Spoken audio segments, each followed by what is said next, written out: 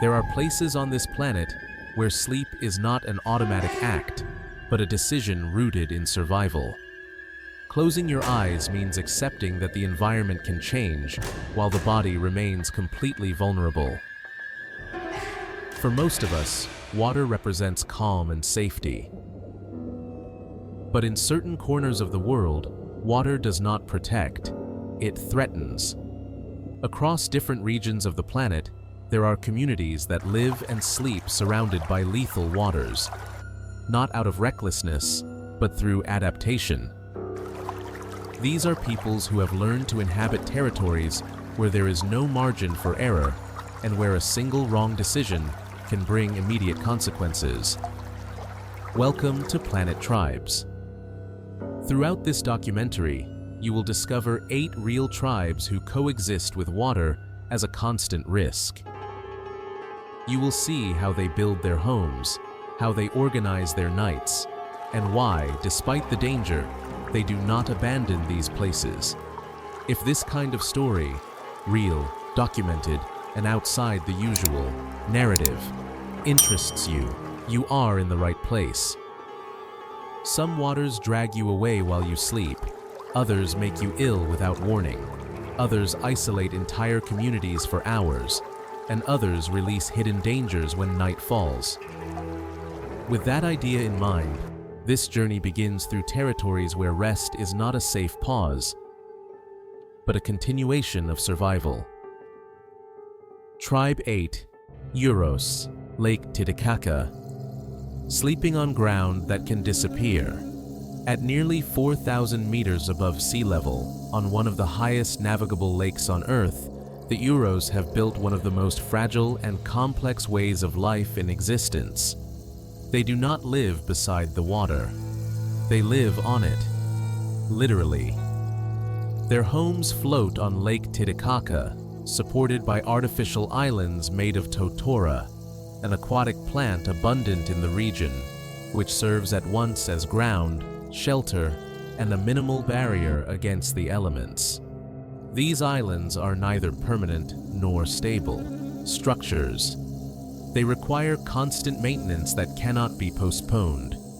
Layers of fresh totora must be regularly placed over older ones, which gradually lose buoyancy and slowly sink over time. The process is silent.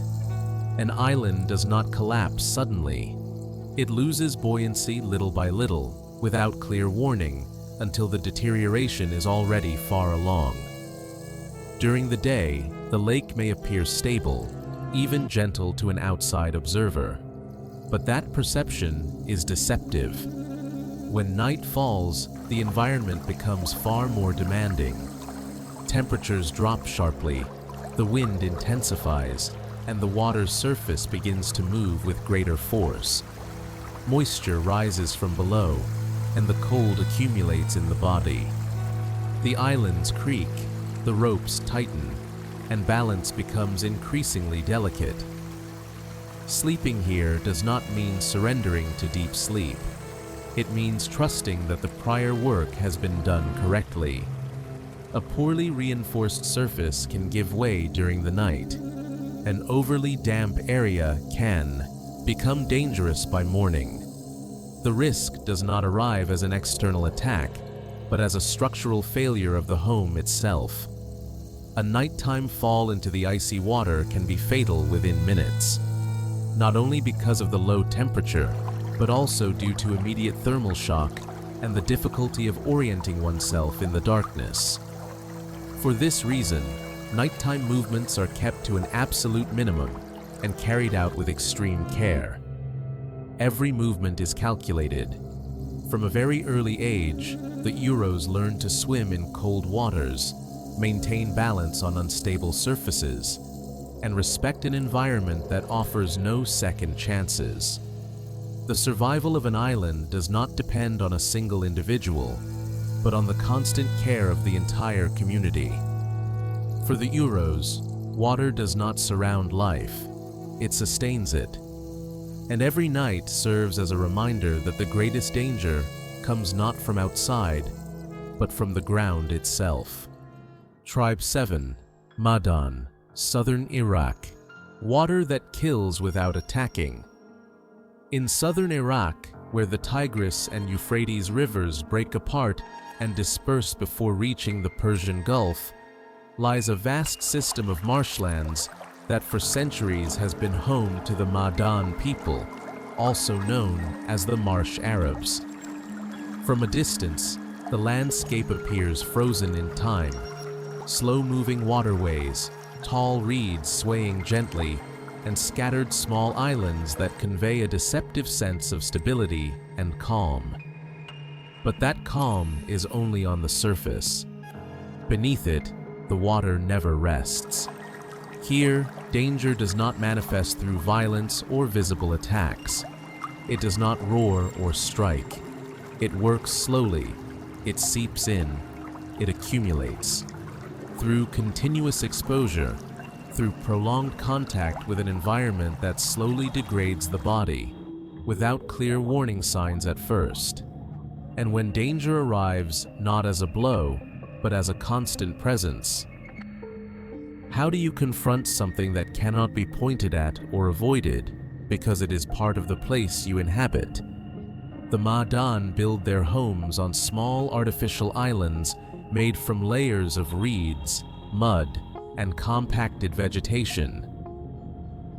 These are fragile structures, raised only a few centimeters above the stagnant water that completely surrounds them. There is no real separation between home and environment. Water is always present, underfoot, around the walls, and just steps away from every daily activity. Sleeping here means living with a constant threat that does not take the form of large predators or violent currents. The danger is invisible. Bacteria, parasites, insects, and microorganisms thrive in warm, still waters, turning every night into prolonged exposure to diseases that go unnoticed until they have already progressed too far. Moisture never recedes. It penetrates the skin, clothing, and structures. A small cut, a minor wound, or an apparently harmless bite can turn into a serious infection within hours. The body receives no clear warning. It simply begins to fail. At night, the risk intensifies. The air feels heavier, insects multiply, and contact with water becomes unavoidable. Sleeping here is not about waiting for an attack. It is about enduring a silent erosion that advances while the body rests. For this reason, the Ma'dan's nighttime life is governed by strict rules. The use of smoke to repel insects is not optional. It is vital. Medicinal plants are used to protect the skin, treat wounds, and prevent infections. Every gesture serves a preventive purpose, because here the struggle is not against a visible enemy, but against something that enters the body unnoticed. The nighttime soundscape of the marshes is constant. There is no silence. The buzzing of mosquitoes, the croaking of frogs, and the movement of hidden animals create a permanent background that accompanies every night. For a Ma'dan, these sounds are not noise, they are information. A change in that pattern can signal greater danger. In this territory, water does not need to assert itself with force.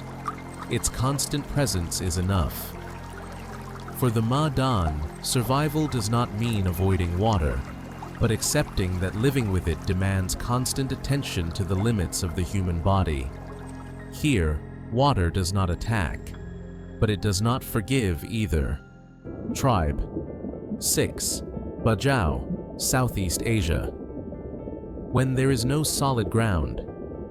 The Bajau, often known as the sea nomads, have lived for centuries across the waters of Southeast Asia, moving between Indonesia, Malaysia, and the Philippines.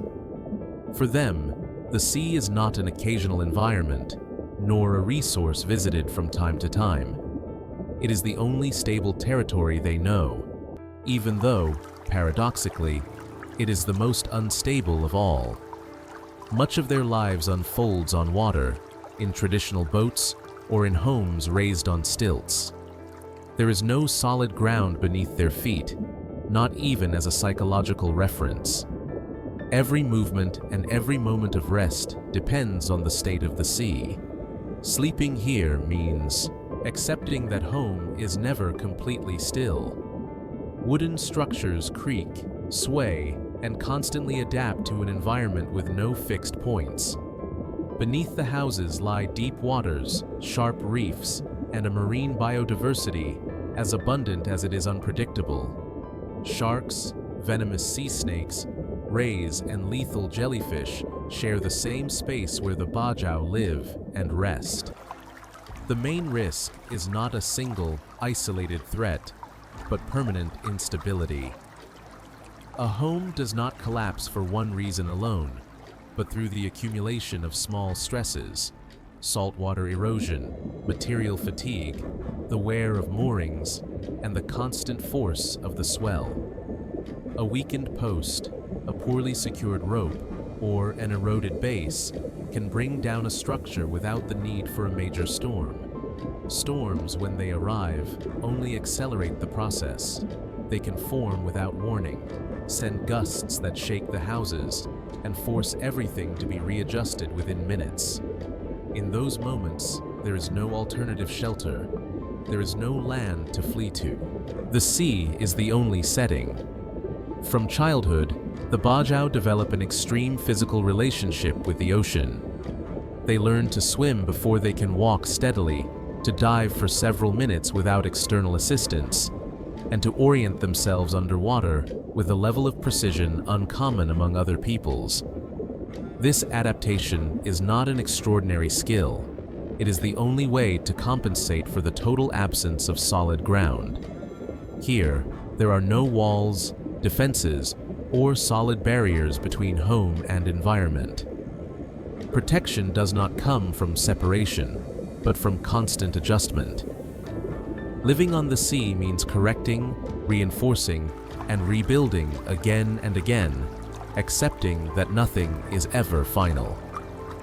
In the Bajau world, danger does not arrive suddenly or announce itself as an attack. It expresses itself through the structural fragility of life itself. Sleeping over the ocean is not a matter of constant vigilance, but of living alongside an instability that is never resolved. It is not about mastering the sea, but about staying afloat, literally and culturally, in an environment that never stops moving. Tribe 5, Ganvié, Benin. Choosing danger in order to keep existing. On Lake Nokoué in southern Benin stands Ganvié, one of the largest lake cities on the African continent. At first glance, it looks like a chaotic web of wooden houses raised on stilts, narrow channels, and small boats moving constantly between homes. Yet nothing in Ganvié is improvised. Every structure, every walkway, and every nighttime decision reflects a history shaped by survival. Ganvié was not built for comfort, nor from an ancestral tradition tied to water. It emerged as an extreme response to an even greater threat: slavery. For centuries, people in the region sought refuge on the lake because their pursuers feared entering its turbid, dangerous waters. Sleeping surrounded by water became the only way to stay alive. Risk was not an aesthetic choice. It was a strategy. Over time, that decision became a way of life.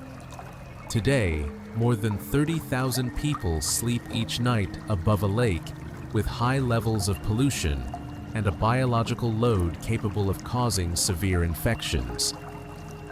Falling into the water at night involves not only the risk of drowning, but also the risk of immediate infection.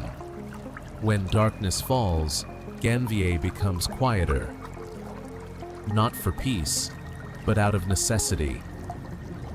Movement decreases, lights are kept to a minimum, and every trip is made with caution. Narrow walkways and canoes turn into critical points. One wrong step can end in the lake's dark water, where visibility is almost non-existent.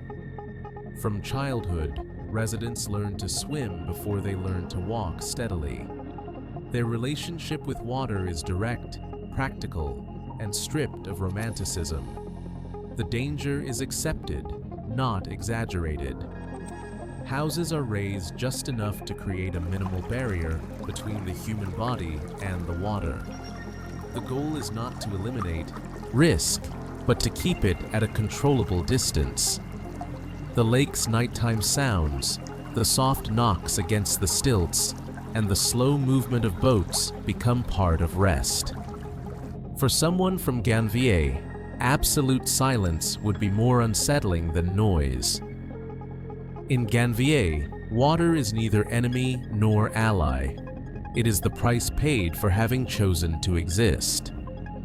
Sleeping above the lake is not a picturesque tradition, but an inherited form of resistance.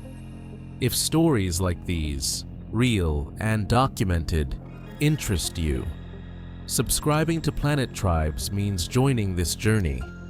And keep watching, because from here on, the risk is no longer shared, and every night is faced alone. Tribe 4, Suri, Ethiopia. Water that awakens predators. In southwestern Ethiopia, the Omo River cuts through a region where human life depends on an extremely fragile balance.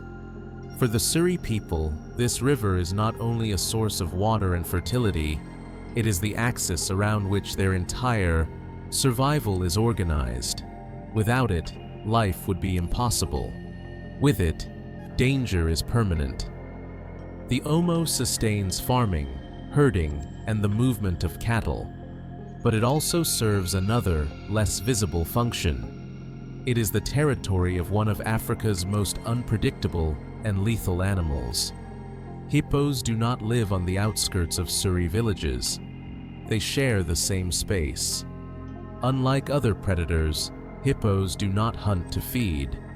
They attack to defend territory. They are massive animals, extremely fast over short distances, and capable of destroying whatever stands in their way. The river does not keep them contained, it concentrates them. When water levels drop or the heat intensifies, hippos emerge and move along the banks in search of food. They do not follow fixed routes or predictable patterns. A safe area can become a passageway within hours. Here, danger does not announce itself. It moves. Sleeping near the Omo means accepting that safety is never guaranteed. Villages are not positioned by the river as a cultural preference, but out of necessity. Moving too far from the water would mean losing access to vital resources. Staying close means living alongside a threat that cannot be driven away or controlled. That is why the Suri's nighttime organization does not revolve around rest, but around managing risk. The night belongs to no one in particular. It is a shared responsibility. Fires are placed strategically, not to illuminate, but to mark boundaries. Movements are planned to avoid unnecessary crossings, and the areas closest to the river are treated with the utmost respect. Here, mistakes are not gradual. There is no second chance. An unexpected encounter with a hippo leaves no room to react. There is no margin to run or correct mistakes. The animal's strength and the closeness of the environment turn any error into an immediate consequence. In this territory, water does not kill by itself. It acts as a trigger. It determines when and where predators appear. It sets the rhythm of a threat that may not be seen during the day, but never disappears entirely. For the Suri, the Omo River is neither enemy nor ally. It is an unavoidable condition of existence. Sleeping beside it is not a passive choice, nor a tradition inherited without thought. It is a forced adaptation to an environment where nature does not negotiate. Here, survival depends not on dominating the territory, but on knowing exactly how far one can coexist with it. Tribe 3, Munduruku, Brazilian Amazon. The river that is never the same when you wake up. In the Brazilian Amazon, the Tapajós River cuts through territories that, at first glance, seem ruled by permanent calm. Its waters mirror the sky, the banks are covered in dense vegetation, and the flow appears steady. Yet for the Munduruku people, this river is a living presence, changing and unpredictable, especially at night. Sleeping near the Tapajós means accepting that the environment can transform while the body rests. In the early hours before dawn, the water level can rise suddenly due to rains that fell kilometers upstream. Currents shift direction, banks disappear, and areas that were safe at nightfall can be completely flooded before sunrise. Danger is not always violent. Sometimes it arrives silently, and a house can end up surrounded by water without warning. Other times the risk is immediate: drifting logs, whirlpools, or sudden surges that sweep everything away. Beneath the river's surface live piranhas, electric eels, freshwater stingrays, and anacondas. But the greatest danger is not always visible. Microscopic parasites and bacteria turn prolonged contact with the water into a constant threat. An open wound, no matter how small, can become infected quickly. At night, many animals become more active. The sound of the water changes, and with it, the way the Munduruku read their surroundings.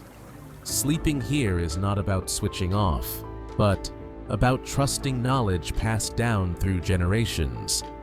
Elders teach how to recognize shifts in the river's sound, the speed of the current, and the behavior of wildlife. Homes are placed strategically, taking into account historical floods and the river's patterns. Even so, that accumulated experience does not guarantee complete safety. The Tapajós offers no margin for error. For the Munduruku, the river is neither an obstacle nor an enemy. It is a force that defines their existence. Sleeping beside it means accepting that stability is temporary and that survival depends on constant adaptation. In the territories you have seen so far, mistakes still allowed people to escape. Here, getting it wrong just once is enough. Tribe 2, Korowai, Papua. Sleeping far from the ground in order to survive. In the swampy rainforests of southeastern Papua, water is not an isolated element of the landscape. It permeates everything. Slow-moving rivers, flood-prone areas, and saturated ground create an environment where the line between solid land and water disappears. For the Korowai people, sleeping close to the ground is not a viable option. It means constant exposure to danger. Here, water does not only sweep away or flood, it stays.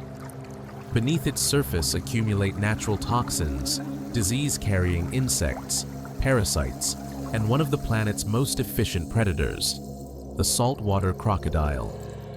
At night, these animals move with absolute stealth through areas that seemed safe to walk during the day. For this reason, the Korowai build their homes high in the trees, several meters above the ground. This is not driven by ritual or symbolic belief, but by a necessity imposed by the environment. Sleeping at height creates a minimal yet crucial separation between the human body and a territory where death can emerge from below without warning. Building these homes requires deep knowledge of the surroundings. Not every tree is suitable, It must withstand weight and the movement caused by wind and rain. At night, swaying is inevitable. Sleeping here means adapting and trusting the solidity of the shelter. The danger, however, never disappears completely. Climbing up and down the house in darkness is one of the most critical moments. A fall from that height can be fatal. For this reason, nighttime movement is kept to a minimum. Sleep is not a careless act, but a controlled pause. From an early age, the Korowai learn to move at height, recognize nighttime sounds, and interpret the behavior of the water below them. Sudden silence, unexpected splashing, or abnormal movement in the foliage can signal danger. Here, the water does not surround the home. It waits. And sleeping above the ground is not an advantage. It is the only way to survive. After seeing how water sickens, drags, and wears down, we arrive at the only place where water eliminates the intruder before contact can even occur. PlanetTribes, Tribe 1, Sentinelese, North Sentinel Island. The ocean that eliminates the intruder. In the middle of the Bay of Bengal, isolated from the modern world by sharp reefs, treacherous currents, and relentless human vigilance, lies North Sentinel Island. For the Sentinelese, water is not an environment to be domesticated, nor a threat that seeps in slowly. It is a living border, a barrier designed by nature with one clear function: to prevent access. Unlike other communities that live with rivers, lakes, or seas as sources of sustenance or environmental risk, the Sentinelese use the ocean as an absolute defensive system. There are no harbors, no accessible beaches, no safe channels. The reefs surrounding the island are not a geographic accident. They are a natural wall that breaks boats, disorients navigators, and forces any intruder to be exposed before even reaching land. Here, water does not surround the home. It functions as a limit no one can cross. The marine currents that encircle the island are unpredictable and violent. They shift with the tides and make any controlled approach extremely difficult. Even modern vessels have run aground or been dragged away before reaching the shore. At night, the risk multiplies. Visibility disappears, waves become more deceptive, and reefs remain hidden beneath the surface. The ocean acts first. The Sentinelese act second. Sleeping on North Sentinel Island does not mean watching the water as a threat that could attack from within. It means trusting that the water will do its work outside. While other tribes fear what emerges from rivers or lakes at night, here the danger is the reverse: what tries to enter. Isolation is not an accidental consequence of the environment. It is a strategy sustained for thousands of years. The Sentinelites have systematically rejected any external contact, even when it has been presented as help. Planes, boats, helicopters, and scientific expeditions have been met with a clear response: warnings, spears, and arrows. The message is unambiguous. You do not cross the water without consequences. Can extreme isolation be a more effective form of survival than any modern technology? Unlike other communities, there are no documented accounts of nighttime rituals linked to the sea or of complex alert systems. They are not necessary.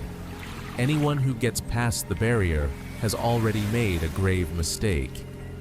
Rest does not depend on constant guards or artificial defenses, but on a geography that turns approach into an almost suicidal act. It keeps intact a way of life that has survived without writing, without extensive agriculture, and without integration into the outside world. Sometimes, survival is not about pushing further. but about knowing exactly where not to cross. To what extent is the greatest threat to these communities not the environment, but our obsession with reaching them? As we move through these territories, a pattern emerges again and again. None of these tribes tries to dominate the water. They do not challenge it. They do not trust it blindly. They observe it, interpret it, and adapt to its limits. Sleeping surrounded by lethal waters is not an act of bravery. It is an extreme form of knowledge. A silent learning process built night after night, generation after generation. While the modern world builds walls, systems, and technologies to impose itself on the environment, these communities show that true survival is not born from absolute control, but from understanding how far coexistence can go without breaking the balance. Water is neither enemy nor ally. It does not protect or destroy by intention. It simply exists. And in places where water is lethal, survival is not about resistance. It is about understanding. Thank you for reaching the end of this journey. If you did, leave the keyword for this episode in the comments. Water. Tell us which tribe impacted you the most and where you never imagined it would be possible to sleep. If this documentary made you see the planet with new eyes, subscribe to PlanetTribes. We will continue exploring places where humans do not dominate the environment, but learn to live alongside it. See you in the next story.